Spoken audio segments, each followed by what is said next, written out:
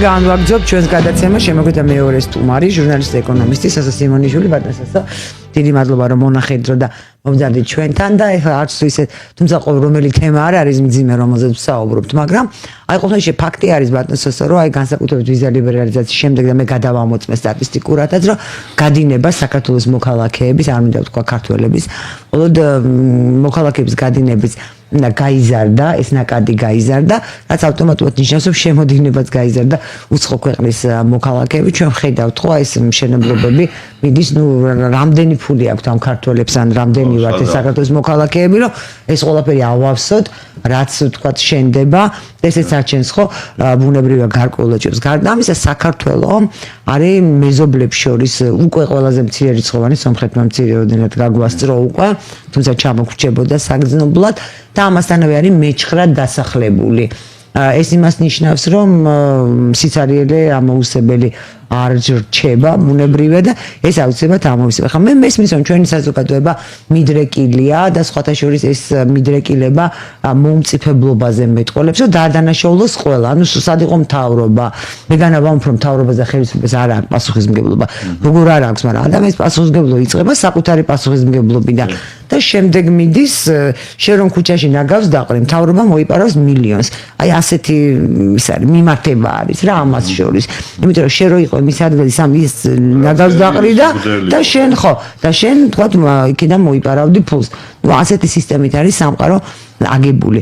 და ჩვენთან ახლა აბრალებენ ხელისუფლებას, წინას, მომდევნოს, რუსეთს, ამერიკას, რა ვიცი, შაჰაბას, მონღოლებს ყველას მოკლედ ვინც კი ყოფილა ვისაც კი ქონია შეხება და ამ დროს რეალურად რა ხდება. მესმის რომ ვითარება არის მძიმე, უნდა ადამიანებს გაუმჯობესება თავიანთი საცხოვრისი პირობების, მაგრამ ისინი მიდიან სხვა ქვეყანაში, მუშაობენ თავიანთ ენერგიას ახმარენ სხვა ქვეყანას, იქ ხდიან გადასახადებს, იქ ხარჯავენ ფულს და რაშიც დებ ენერგიას იძლიერდება. ის კიდე სხვა საკითხია, იმ სხვას უნდა ხარ თუ არ უნდა ხარ და რისთვის უნდა ხარ. და შენსაც რო აკლებ ენერგიას, შენი იფიტება და შესაბამისად ჩვენ დემოგრაფიის გათვალისწინებთ, ხო, სახელმწიფო რატო არ მეხმარება ბავშვებს რო ვაჩენ. ხო, გასაგებია, ჯერ შენ თავს შენ რითი ეხმარები ბავშვებს რო აღზარდო, რითი ეხმარები შენ. აქედან დაიწყე მე მიდის სახელმწიფოზე.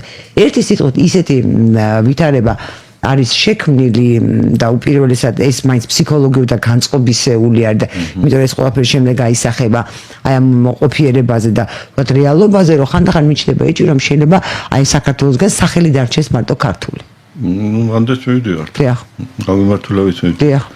ეხლა ჩვენ თუ დავიწყებთ ხო რუსულ სივრცეში ორი ძირითადი. შეიძლება ცოტა ახლოს ბატონსასა თუ შეიძლება მიკროფონთან ცუდად ისმის ხოლმე. დიახ. ორი ძირითადი კითხვა აქვს თქო მე რუსებს, ხო? ვინ არის დამნაშავე და რით დავიწყოთ? ან და პირიქით დაიწყეთ ვინ არის დამნაშავე. ხო და საინტერესო კითხვები არის და საქმე რა არის იცით რომ ესეთი გამოთქვაც მახსოვს რომ ვისი ბრალია და ვისი ბრალიაო კითხვები რომ ისმება მთავრობა ხშირად პასუხობს ხოლმე რომ ხალხის ბრალია და მაშინ რა უნდა ქნათ ახლა მთავრობა არა ყველას ბრალია ხო არა მაშინ ხალხი უნდა შევცვალოთ ხო ხალხს ვერ შევცვლით ხო და ხალხს ვცვლით საქმეც ეგ არის რომ ზუსტად ეგ პროცესი მიდის ხალხის შეცვლის პროცესი მიდის და ეს ხოდეში ძალიან ხელსაყრელი არის გეოპოლიტიკურადაც გეოპოლიტიკური მოთამაშეებისთვის ბევრისთვის ხალხის შეცვლა დიახ ბევრისთვის იმიტომ რომ აღმოჩნდა რომ ქართველები ზედმეტად ჯიუტები ვართ მომენტში რაღაც პატრიოტიზმის აფეთქების გვაქვს და ასე შემდეგ ხო და ახალი არ არის ეს ამბავი ესე იგი ეს დაიწყო ჩვენი ქვეყნის დამოუკიდებლობის პირველივე წლებიდან წეგარ რო თქვით რომ მარტო ქართველები კი არა ყველა მიდის ხო აი ეს ყველა უფრო ადრე წავიდა სხვა ეთნოსები უფრო მალე წავიდნენ რუსები სომხები აზერები ნაკლებად მაგრამ აზერებიც ბევრი წავიდნენ ხო და ყოველთვის ისინი აქ არავის არ გაუყრია აქედან არავის არ გაუყრია თვითონ წავიდნენ მაგრამ მდგომარეობამ სიტუაციამ გაყარა ხო არასტაბილურ სიტუაციას ყველა გაურბის აი როდესაც ვთქვათ რაღაცას გეგმავ და რაღაცა გინდა ყოველთვის რისკ ფაქტორებს ითვალისწინებ მარტო ბანკები კი არ ითვალისწინებენ რისკ ფაქტორებს გავთო ნანა ჩაჩუასთან მქონდა ფსიქოლოგი რომ არის საუბარი ამ საკითხზე და კანტონანამ ასეთი რამე თქვა რომ აი როცა ქვეყანაში ზოგადად ცუდად არის საქმე ხო არიან თქვათ ბოდიში და მამაძაღლი ადამიანები ხო რომლებიცაც გარკვეული კი არა ნუ თეთრად მათი ბრალია ის რაც ცუდი ხდება ქვეყანაში მაგრამ არიან წესიერი პატიოსანი ადამიანები და აი თვით გვემას განიცდიან უფრო მეტად წესიერი ადამიანები თვითონ არაფერი დაუშავებიათ მაგრამ ისინი უფრო მეტ თვითგვემას იმიტომ რომ აი რაღაცნაირად საკუთარ თავთან აიგივებენ რომ აი წყობა მეც რაღაცა დავაკელი რაღაცა ხო და ეს მძიმე ფსიქოლოგიურ მდგომარეობას ქმნის ზოგადად მოსახლეობაში ხალხში და წარმოშობს ერთგვარ ფოთვას ასე იგი ასეთ დროს ადამიანებს მომავლის დაგეგმვა ძალიან უჭირთ მით უმეტეს შორი მომავლის და ამიტომაც არის ახლა ბევრჯერ გსმენიათ ყველას გსმენია რომ მშობლები ცდილობენ რომ ბავშვები სოფლიდან წამოიყვანონ ქალაქში ხო და სოფელიც არიელდება მერე აი ქალაქშიც აღარ არის ის პირობები და ურჩევნიათ რომ აი სადღაც სხვაგან გაუშვან იმიტომ რომ იქ რაღაც უკეთესი პირობებია და იქ მომავალი ექნება მათ შვილებს და რა უცნაურია მომავალი წარმოგვიდგენია ნაჭამი ნასვამი და ის იქნება ნუ ნაჭამი ნასვამი ყოველ შემთხვევაში რაღაცა განათლებას მიიღებს იმ განათლების შესაბამის სამუშაოს მიიღებს ანუ ნაჭამი ნასვამი იქნება აქამდე კარი იქნება და მომავალი იქნება და შვილებს გაზნის მაგრამ ის რომ ის ქართველობას დაკარგავს და ქართველი აღარ იქნება ეს ყოველთვის დგას ეს დილემა და მასზე მიდიან იმიტომ რომ სხვა გზა აქ არ აჩანს ახლა რისი ბრალია ეს ყველაფერი ხო საქმე ის არის რომ აი 92 წელს ჩვენმა ეკონომისტების ნაწილმა დაიწყო ლაპარაკი იმისა რომ ეხლა არის პოსტინდუსტრიული მდგომარეობა მსოფლიოში და მით უმეტეს საქართველოს სულ არ ჭირდება არავითარი ინდუსტრია იმიტომ რომ ეგეთი დროა პოსტინდუსტრიულია ეს ძველ დროს იყო ინდუსტრია ეხლა არ არის ხო და ეს რა თქმა უნდა სრული სისულელე იყო იმიტომ რომ მართალია დაარქვეს ხომ ამერიკელებმა და ევროპელებმა პოსტინდუსტრიული ქვეყანა მაგრამ ეს იყო ეგრეთ წოდებული აი ლევაკების გეგმა გლობალისტების გეგმა რომ გაეტანათ დასავლეთ ევროპიდან შეერთებული შტატებიდან წარმოებები მაგრამ ისე რომ წარმოებას გაიტანს სადღაც ჩინეთში მაგრამ იმისი მოგება შენთან მოდის ამიტომ შენ წარმოება არა გაქვს გარემო არ ვინძურდება მაგრამ ფული გაქვს ხო და ამათ ეგონათ რომ ეს სწორი იყო მაგრამ აი ამ სიტუაციამ ეს ევროპას დასავლეთ ევროპას და ამერიკას დასავლეთ ევროპას საერთოდ რამის მოსპო ხო და აგერ ტრამპმა შეიძლება ითქვას რომ უბსკროში გადაჭეხილი დაიჭირა ხელით ახლა შეერთებული შტატები და შეიძლება უშველოს მაგრამ ჩვენ აი ეს მცდარად გაგებულმა პოსტინდუსტრიულმა ეპოქამ დაგვაკარგინა ჩვენი ინდუსტრია და ფული ხო არც მანამდე ქონდა და არც ახლა გვაქვს ხო და ისე რომ აი ბატონო აქ მე გავიხსენებ იცით როგორ არის აი მე ყოველთვის ვაკვირდები ხოლმე ეს ფსიქოლოგია ახსენებ ფსიქოლოგიაში ასე არის ეზოთერიკაში ასე არის ნუ რელიგიურად ხო ასე არის და ასე არის. აი ადამიანები ჩვენთან ჩივიან, რომ აი მათ არ აქვთ ფული, რაღაცა არ უხდიან, ცუდად ექცევიან და ამ დროს თვითონ თუ რამე ევალებათ პოზიციობენ, რომ აი გამოვიდნენ სიტუაცია, გამოძრნენ თქვა. გამოვიდნენ სიტუაცია, რაღაცა არ შეასრულო კეთილსინდისიერად და საყვარო ასე არის აწყობილი. შენ მცირედ საქმეს კეთილსინდისიერად რო ასრულებ, ის შენი შემოსავდი კეთილდღეობა ეს თავისთავად მოდი. ასე აწყობილი ეს სამყარო. შრომა, იმიტომ შრომა ფასდება, შეიძლება პირდაპირ მნიშვნელობა, პირდაპირ იმით არ მოხდეს ეს პირდაპირ გზით. მაგრამ აუცილებლად ესე მოხდება. შენ არ აკეთებ, ამბობ რომ ეს ცოტაა ხელფასი, ამას არ გავაკეთებ. ამაზე არ თანხმდები, ამიტომ გირჩევნია მოგცენ დახმარება და არაფერი არ აკეთო. მე ამდენად ვამბობ ხოლმე რომ ეს თითოეული ადამიანის ბრალი არის და აი ვის რამდენჯერ ერთხელ ამას ვიმეორებ. მაგრამ ვინ რამდენზეა პასუხისმგებელი? ჩვენ წინ იყო, ჩვენ ძველად რომ ცხოვრობდით, საცხობი იყო, საცხობი იყო და ჩინელებმა, ჩინელი ცოლ-ქმარი იყო, რაღაც ფუნთუშებს აცხობდნენ. საცხობის რაღაცა ხეები იყო დარგული. ეს და ჩემ წავიდე ერთხელ ამ ფუნთუშების საყიდად და ხედავ ჩინელი კაცი უბარავს ხეს. და ეს ქართველებით განან ჩვენი ანუ ესენი როგორც ყოფის განან და დედაჩემ აკეთა ეს კაცი ჩინეთიდან რო არ ჯამოსულიყო თქვენ ერთხელ მაინც რატომ არ დავარეთ ეს გეტყვით მაგაზე პასუხი აი საქმე რა არის იცით რომ ქართლს ეს თავისი მიწა უყვარს და ბარის დაკვრას არ აკადრებს ის ჩინელია არ უყვარს და აკადრებს ახლა გავიგე არ ვიცოდი კიდე მე ამას ვამბობ როცა ვამბობ რომ რაღაცა უნდა მოაწესრიგო ხო გარემო შენ გარშემო აი ყველამოსე მას არ ეხება რაღაც და როგორ არ გიხება არ ეხება და შესაბამისად უცხოვდები შენს და შემდეგ აი ესე მათხოვრდები და ცოტავდები ის საჭირო ხო უნდა იყოს შენ ამ ქვეყნისგან დედამიწის ყოველი ცალკეული ადამიანის პასუხისმგებლობა ცხადია არის მაგრამ და ასეთები არიან ხელისუფლებაში ასეთები არიან კი ბატონო ასეთები არიან მაგრამ აი ნახეთ რა მოხდა 92 წელს მოხდა 92 წელიდან დაწყებული იქამდე მოდი დავიწყოთ იქიდან რომ აი ძიძიგურმა რო სამტრედიაში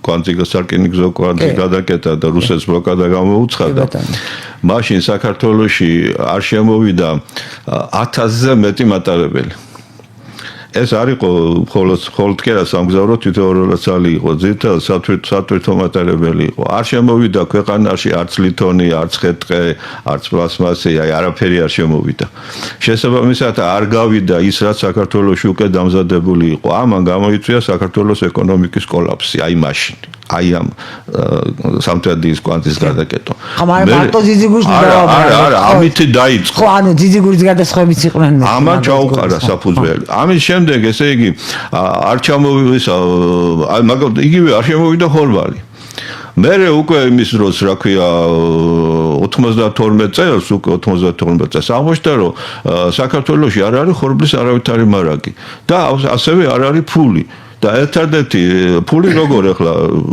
რუბლი უკვე არავის არ ხო ნამდვილი ფული ან ოქრო ან დოლარი ხო ხო და აღმოჩნდა რომ მხოლოდ ინდუსტრია ბანკში იყო ეს ფული რომელიც იყო საკავშირო დაქვემდებარების და იქ ნაღდი დოლარი იქ იყო იმ ბანკში მხოლოდ იმ ბანკში იყო და გავამხელ მოკლედ ეს საიდუმლოა გამოიტანეს ძალით აი შევიდნენ და ტომბრებით გამოიტანეს ეს ფული რამდენი იყო არ ვიცი მე არ დამითვლა იქ არ ყოფილი ვარ მაგრამ იმით იყიდეს ის ხორბალი რომ საქართველოში ესე იგი პურიც არ გამწყდარიყო ხო და მოკლედ ასეთი მდგომარეობა ეხლა შევხედოთ უფრო მასშტაბურად შევხედოთ თუ შეიძლება ხო საერთოდ ორჯერ 2-4-ია რომ დეინდუსტრიალიზაცია იწვევს დეპოპულაციას შეუძლებელია ასე რო არ მოხდეს. ჩვენი ხალხი თუ სხვა ხალხი, ესე იგი, სოფლიოში მიგრაციული პროცესები რო არის, ესე იგი, ისეთი ქვეყნებიდან, სადაც რომელიც დეინდუსტრირებულია, ან საერთოდ არ არის ინდუსტრიული, ხო?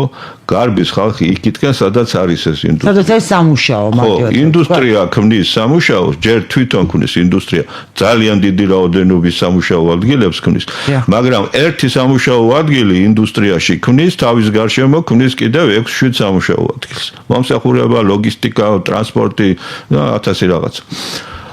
ისე რომ ინდუსტრიის გარეშე შემიძლია 100%-იანი გარანტია მოგცეთ, რომ საქართველოს ვერ გადარჩება. გამორიცხულია რომ გადარჩეს. ახლა როგორ უნდა მივახციოთ ინდუსტრიას? ინდუსტრიას კიდე პირი არ უჩანს. ხო, არც პირი უჩანს, არც ხვირი. მაგალითად ახლა გუშინ მოусმინე საინტერესო ამერიკელს რომელიც ამბობდა რომ აი რომ მაშინ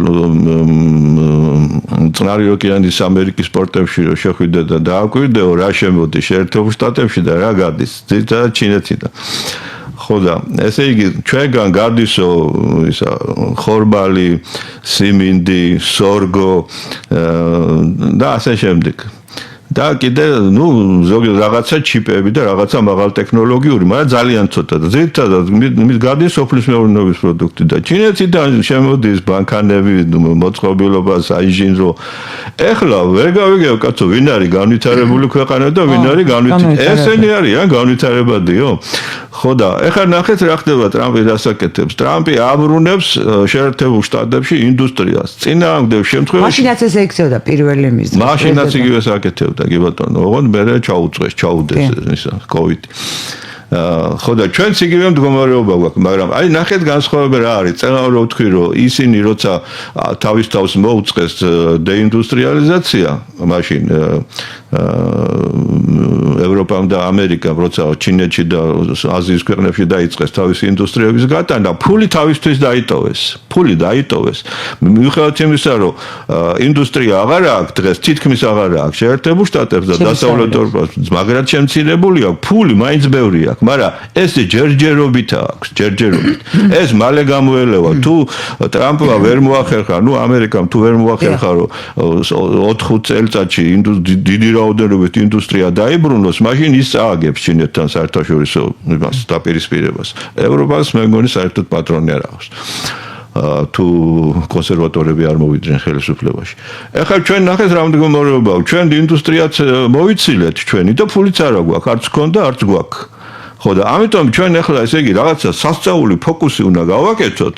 რომ გადავრჩეთ საერთოდ. მხოლოდ აი ეს მიზეზი ყველაფერს თავი გამანებოთ, იმიტომ რომ ამაზე არის დამოკიდებული ის რომ უარყოფითი პროცესი გვაქვს ამ სიკვდილიანობა შობადობის შორის, ამ ხალხის გადინება, შემოდინება შორის. აი ეს ინდუსტრიალიზაცია წყვეტს ყველა პრობლემას. არ უშველის ამას არც მთავრობის დახმარებები. მთავრობის დახმარებები, სოციალური დახმარებები მუშაობს უკუღმა, პირიქით მუშაობს.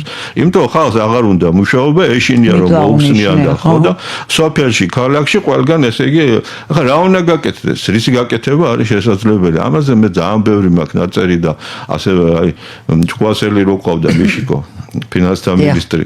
ხო და მაგას ჰქონდა ეგეთი ის გარღვევა უნდა გავაკეთო ეკონომიკაში და ტაბახმელაზე დიდი ის მოაწყო რაღაცა ფორუმი. ხო და მაშინაც უთხარი რომ მიშკა აი ხო არა გვაქვს რაღაცა დარგი საერთოდ არა გვაქვს. არა გვაქვს საწაბრო არა გაქვს იქიდან შენ გადასახადის სახით ბიუჯეტში არაფერი არ შემოგდის. საერთოდ გაათავისუფლე ეს რა 5 წლით გაათავისუფლე 10 წლით გაათავისუფლე და გაჩნდება დარგი ინვესტორი დაინტერესდება.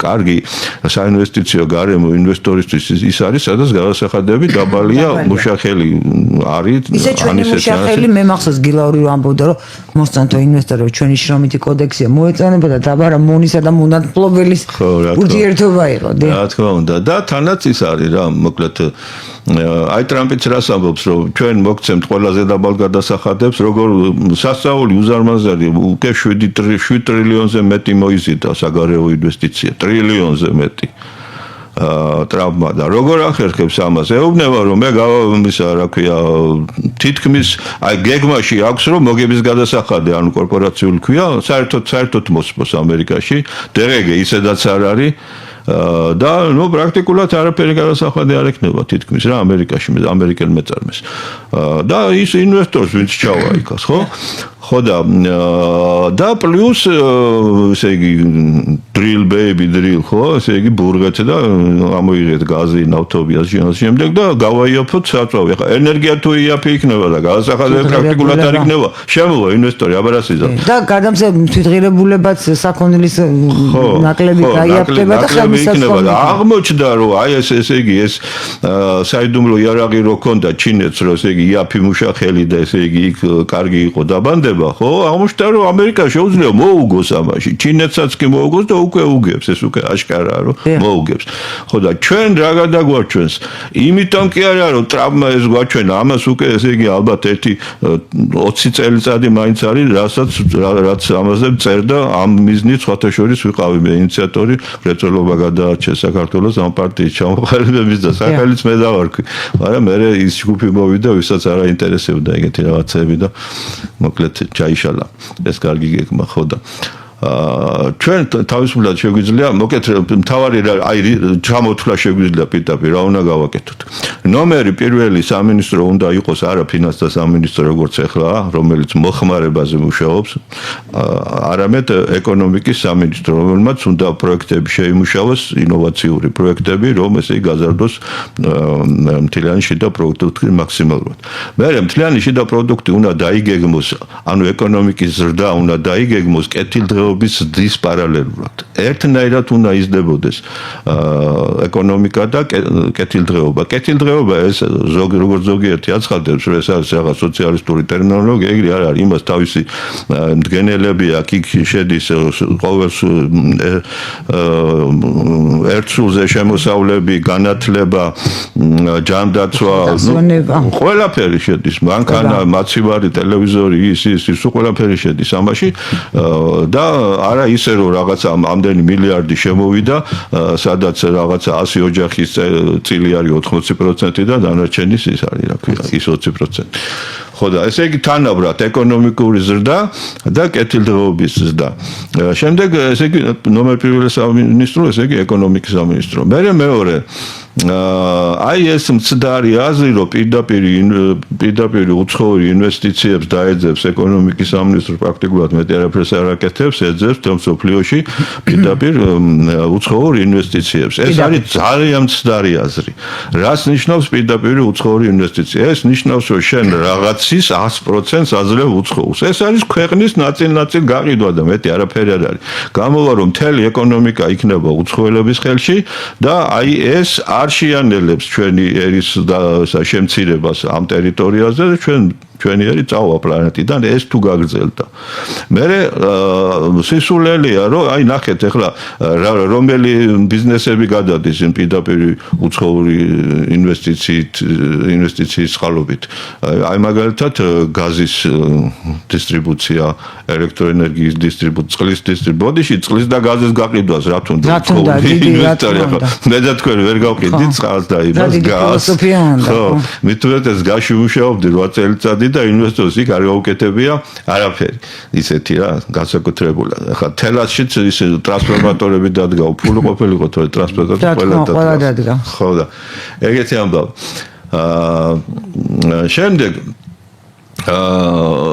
შემდეგ ის არის რომ აუცილებლად გასაკეთებელი არის სახელმწიფო ბანკი, რომელიც ესე იგი მიზანი უნდა გახდეს ადგილობრივი ინვესტორების სახალისება. და ჩვენს ადგილობრივ ინვესტორს აუცილებლად ჭირდება საინვესტიციო ბანკი, რომელიც მას მისცემს საინვესტიციო კრედიტებს. ეს არის გრძელვადიანი და დაბალპროცენტიანი. საიდან ფული და ჯერ ესეთი ფული უკვე არის საკმაოდ დიდი რაოდენობით საქართველოს ბანკებში. და თუ ესე იგი ჯერ ერთი და მერე კიდე არის მთელი რიგი ბანკები, თუნდაც აი აზიის განვითარების ბანკი და შემდეგ და არა მხოლოდ განვითარების ბანკები, შენ თუ ასეთ პროგრამას გამოაცხადებ, რომ ნულოვანი ისა რა ქვია, ნულოვანი გადასახადები, ან ნულთან მიახლოებული გადასახადები, ესე იგი სამუშაო ძალა შედარებით იაფი, შემდეგ ესე იგი ენერგია შედარებით იაფი, ჩვენ გვაქვს საშუალება, ჩვენ თუ ესე იგი სოკარის ამ უპირობო მონოპოლიას თუ შევზღუდავთ და საშუალებას მივცემთ, რომ ენერგიის წყაროები ჩვენთან დივერსიფიცირებული იყოს, ენერგია გაიაფდება ძალიან სერიოზულად. გადაჭერს ბატონს აქ ახლა სასწაული ამბავია, მე კი სულ ვიმეორებ ხოლმე, მაგრამ კიდევ ერთხელ გავიმეორებ. აი ყველაფერი, აი ეს გაზი, რომლის პროცენტი უფასოდ გვეკუთვნის ამ მილსადელებიდან, რომელიც შეღავათიან ფასად გვეკუთვნის, ეს ყველაფერი აკუმულირდება სოკარში. სოკარი ანაწილებს, ჩემთვის გაუგებარია რატო? რა თქმა უნდა. მონოპოლიზმი საერთოდ გაუგებარი. ეს მაინც გაანაწილოს სახელმწიფო კომპანია შეიქმნას და იმან, ხო? ხო, ეს ავტომატურად უნდა განაწილდეს, სახელმწიფომაც არ უნდა არის ამის საშუალება. ხო, ალბათ ხა შეიძლება მე არა ვარ პროფესორი, ყოველ შემთხვევაში ის რომ არ უნდა სოკარი არ უნდა შემდეგ ადგენდეს აი ამ შეწონილ ტარიფს, შემდეგ ეს 2x2 4-ია. ხო, რა თქმა უნდა, სემეკი ადგენს ტარიფს. ხა ტექნიკურად როგორ მოხდება მე არ ვიცი. ჩვენ მქონდა სხვათა შორის მაგისი პროექტი, როცა გაში ვმუშაობდი, იქ შეიძლება მთელი აი თვილგაზის სტრუქტურა დაყოფილიყო რამდენიმე კომპანიად და ტრანსპორტირების კომპანია ყოფილიყო მხოლოდ სახელმწიფო კომპანია და დანარჩენი შეიძლება ყოფილიყო აი რამდენი უბანია, მაგალითად იმ რამდენი მუნიციპალიტეტია, იმდენი კომპანია შეიძლება ყოფილიყო და შეიძლება ერთმანეთთან კონკურენცია ყოფილიყო და ეს ესე გააუმჯობესებდა მომსახურების ხარისხს, გაიაფებდა და ამ ბევრი სიკეთე იქნებოდა. ასე რომ ესე იგი ერთი დიდი პრობლემა რაც ასევე გადასაწყვეტი არის ეს არის მონოპოლია საოცრად ღრმად მონოპოლიზებულია ცხონებულ ხადურთან ნოდართან რომელთან მეგობრობდი კიდეც სულ გამათი მქონდა რომ რაღაცა ერთხელ ის იყო კონფერენცია იყო საერთაშორისო ამ კონკურენციის საკითხებზე ჩვენთან გაიმართა და მე დავწერე Facebook-ზე რომ კონფერენცია რა გვინდა მეთქი როცა ისე რა ქვია კონკურენცია არ აქვს ქვეყანაში. ნუ პრაქტიკულად მართლა თქვენ ხო კარგად იცით რომ სფეროები არის განაწილებული ეს იმისია ის იმისია ყველას თავისი პატრონი ყავს. ეს ხო და ამიტომაც არის რომ აი ჩვენთან ხო სულ ლაპარაკი მიდის ცირედასაშუალო ბიზნესი და ამ დროს ცირედასაშუალო ბიზნესი კვდება პრაქტიკულად ირჩობა. რატომ? ბევრი მიზეზის გარდა, იმიტომ რომ სახელმწიფოს არ აწყობს ცირედასაშუალო ბიზნესი, იმიტომ რომ ძნელია ცირედასაშუალო ბიზნესი მათი ჭკუით, მათი მიხედვით, ესე იგი ძნელი არის მათი ადმინისტრირება. ხო და იმ ვთქვათ 200 წვრილი ბიზნესის დასვლად ერთი რომ ყავდეს, ხო, ერთ ბუღალტერთან მექნება საქმე და რესურსის ნაკლები დამეხანჯება დროს თავის ტკივილ ნაკლები. ხო და ეს მიჩვენია, ხო და ასე გამოდის, ესე იგი სახელმწიფოს მონოპოლისტი აწყობს, აი ესეთ სახელმწიფოს. ჩვენი სახელმწიფო ეხლა პრაქტიკულად ჩვენები რომ გაიძახიან რომ deep state-ს ებრძვიან ერთი ქართულ deep state-ზე რას ვიტყვით როგორ საინტერესოა ხო საოცრად საინტერესო ზუსტად ისეთივე deep state ყავს როგორიც არის დასავლეთ ევროპაში როგორიც იყო ბაიდენის დროს ამერიკაში და აბსოლუტურად განსხვავება არ არის ზუსტად ისე აღჭობს იმ თავისუფალ ბიზნესს ისე აღჭობს კონკურენციას ისე იმუშავება სადღაც უშვებს ამ ფულებს წარმოიდგინეთ სახელმწიფო შესყიდვების დროს ესე იგი დაახლოებით 3/4 ყიდვა ხდება გარედან ქვეყნის გარედან ხდება შესყიდვა ხო ანუ მიდის აქედან მიდის ვალუტა რომლის გამომუშავების ძალიან მწირი საშუალებები გვაქვს ჩვენ ძალიან ცოტას ვაწარმოებთ ექსპორტი ძალიან ცოტა გვაქვს შესაბამისად ცოტა გვაქვს დოლარის შემოდინება და აი ამ მწირი დოლარის იმას რესურსებს ასე ფლანგავს ჩვენი სახელმწიფო მე მაგალითად ჩამინება რომ იყოს ამას ქვია ბიუჯეტის ხარჯველი ორგანიზაციები ვინც ბიუჯეტიდან მარაგდება ფინანსდება მათ დაუწესებდი რომ თუ მათ მიერ განხორციელებული სახელმწიფო შესყიდვის დროს მოხდა უცხოეთიდან შემოტანა ანუ დოლარის ხარჯვა ხო ამას ქვია საგადამხდელო ბალანსი ხო დოლარის შესვლა გასვლა ხო და ესე იგი საგადამხდელო ბალანსი თუ რომელიმე მხარჯვა ნუ რომელიმე თქვა სამინისტრო რა დონითაც გამიუარესა მე მის ბიუჯეტს შემდეგი წლის ბიუჯეტს იმდენით შევამცირებდი და ისე რომ ძირითადად აისახოს ეს მინისტრისა და მისი მოადგილეების ხელფასებზე თუ მათ კეთილდღეობაზე რომ აისახოს ეს სამუშაოს ხარისხი ხო ხო ამითი უნდა გაიზომოს აბა რითი უნდა გაიზომოს სამუშაო ადგილებს მიქმნიან თუ რა და კიდევ იმას საგადამხდელო ბალანსს მიუარესებენ აი ასეთი მდგომარეობა შემდეგ ესე იგი ეს ისა რა ქვია ღრმა გადამუშავება რა ძალიან სერიოზული რას ნიშნავს ღრმა გადამუშავება რას ნიშნავს რომ მაგალითად შენ რაღაცას აწარმოებ მაგრამ აი მაგალითად ჭრი იმას ტყეს და გაგაკ თუნდაც ისეთი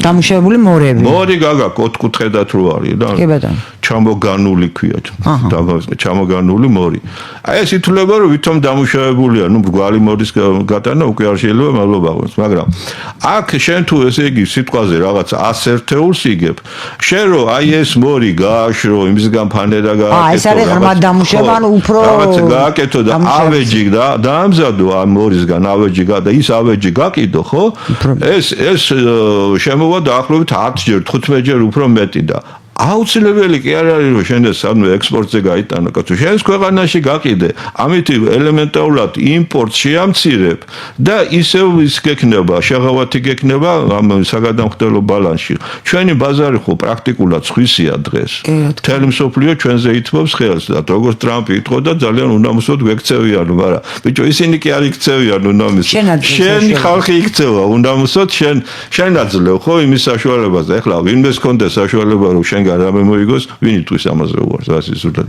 ხო? აი ეს რა ჩვენი თავად მიზანი იყოს ჩვენი ბაზრის დაბრუნება და ძალიან სერიოზულად მოვიგებ. ჩვენ შეგვიძლია რომ ესე იგი აი ეს ყველაფერი რაც თქვი, ეს რომ ხელისუფლებამ შეიგონოს და დაიწყოს ამ გზით მოძრაობა, რომ აი დრო დაიწყოს, ხო?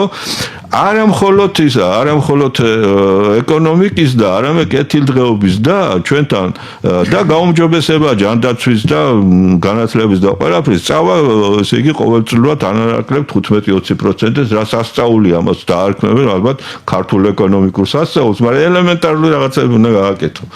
აი თქვენ რით იხსნით ამას? აი როგორ შეიძლება ამდენი ხელისუფლება, ხო? გამოვიცვალეთ ქვეყანა. ყველა ხო არ შეიძლება იყოს ან იყოს ეს იყო მოვალადე, ან ყველა უხეირო ხო არ შეიძლება იყოს. არ შეიძლება ფაქტი. არა, რავი, ხო თეორიულად ეს გამორიცხულია. მე ისე არ შეიძლება ყველა იყოს უხეირო. არა, ყველა არა. მაგრამ ესეთი თეორია არ არსებობს. არ ვერიტას ხომ სისტემა. ხო, მესმის და აი ეს ჩვენი სისტემა რატომ არის აგებული ისე, რომ ეს სახელმწიფო აი რა უნდა 3,700,000 კაცის გამოყვებას. არა ეგრე მარტივი. აი 350 მილიონია შეერთებულ შტატებში, ხო? მაგრამ აი დაახლოებით ერთი რიგის პრობლემები გვაქვს გადასაწყვეტად. იმასაც ჭირდება რეინდუსტრიალიზაცია, ჩვენც გვჭირდება რეინდუსტრიალიზაცია. ოღონდ ბოლომდე არ არის მომსპარი. სამხედრო ინდუსტრია აქვს და ბევრი ინდუსტრია აქვს. აი ეს არა აქვს საყოველთდღეო მოხმარების. ხო, აი საყოველთდღეოზე გამახსენეთ. ხო, რა უნდა იყოს? ესე იგი, ხელისუფლებამ, რომელიც მოვა, უნდა დაუშვას ხალხს და მთელს ქვეყანას, უნდა უთხრას, რომ მე ამის გაკეთებას ვაპირებ და ასე ვაპირებ ამის გაკეთებას. ჯერ თვითონ უნდა გქონდეს გააზრებული. ნინო, საქმე რა არის, იცი რომ ჩვენთან რომ მოვიდნენ, აი ის ვინც მოვიდნენ 92 წელს, იმაზე არ ვლაპარაკობს ვიადის დროს, იმიტომ ძალიან ცოტა ხანია და ეხა იმას ის როგორ უნდა შეაფასო ის მოკლე დროში. შეიძლება ძალიან კარგად ყოფილიყო ყველაფერი, შეიძლება ძალიან ძალიან კარგადაც არ ყოფილიყო ეს რბილად რა თქვა, ხო, მაგრამ ნახეთ ესენი მოვიდნენ ახლა მაგალითად იქ სანამ იქ ვიცე-პრემიერად აღმოჩნდებოდა მე და რომელი მეგობრობდით. კოცირიძე, ხო. ხო და მაგათთან ყველასთან მეგობრობდი მაშინდელი ისინი ვინც ჩანდრიან ახლა ის მიშა ჯიბუტი იყო თუ ავტოსილაგაძე იყო თუ მოკლედ ვინც იყვნენ მაშინ აი მაგთაობის იქამდე სანამ მოვიდოდი. ნახეთ რა ხდებოდა საქართველოში არ ისწავლებოდა ესეთი მეცნიერება როგორც არის მაკროეკონომიკა. ზუსტად ეს არის სახელმწიფოს აშენების და სახელმწიფოებრივი ურთიერთობების დალაგების, ანუ ეკონომიკაში. მაკროეკონომიკა თუ კარგად იცი, შენ ქვეყანას კარგად და თუ პატრიოტი ხარ და თუ გინდა, მაშინ შენ ქვეყანა იქნება გამარჯვებული. აი ხა ნახეთ არგენტინაში რა ხდება. არგენტინაში ეს იყო არგენტინა იყო ერთ-ერთი ყველაზე მდიდარი ქვეყანა 30-იან 40-იან წლებში. ეს უმდიდრესი ქვეყანა იყო. ითვლებოდა რომ ამერიკის შემდეგ და ეს რა ამერიკაში იყო. ხო და იმის შემდეგ სულ სოციალისტი პრეზიდენტები ყავდეთ და მოსპეს ქვეყანა. დღეს მოვიდა ხავიერ მილეი, აი ეს რა ქვია, უკიდურესი მემარჯვენე ხომად კარგად განათლებული ეკონომისტი, ზუსტად მოკლედ ერთი და იგივე ავტორები გვაქვს წაკითხული და ერთი და იგივე ავტორების ფანები ვართ. ხო და ისეთი ტემპით ვითარდება დღეს არგენტინა, სოფლიოს არ უნახავს. არაფერი მსგავსი არ ყოფილა, ესე იგი არც ინდოჩინეთის ვეფხვების ზრდა და არავის. ხო და ერთ-ერთი ესეთი მნიშვნელოვანი ესეთი ეკონომიკური რეფორმების ვეფხვი სინამდვილეში პირველი ეს იყო ცხადია გერმანია ომის შემდეგ, ხო და ცხადია იყო ლუდვიგ ერჰარდი და ესე იგი ამას ქვია ვერტეჩა მოწესრიგებული ლიბერალიზმი ქვია, ხა გერმანულად სიტყვა ვეღარ გავიხსენე, მოკლედ ამას ქვია მოწესრიგებული ლიბერალიზმი. ეს არის ლიბერალისტური ეკონომიკა და ამავე დროს არის უკიდურესად მემარჯვენე. ეს ცოტა ესეთი ძნელი შეუთავსებელია, თან ლიბერალურია, თან უკიდურესად მემარჯვენეა. და როდესაც მაგალითად სხვა შორის ამას წინათ გოგავა ლაპარაკობდა იგივეს.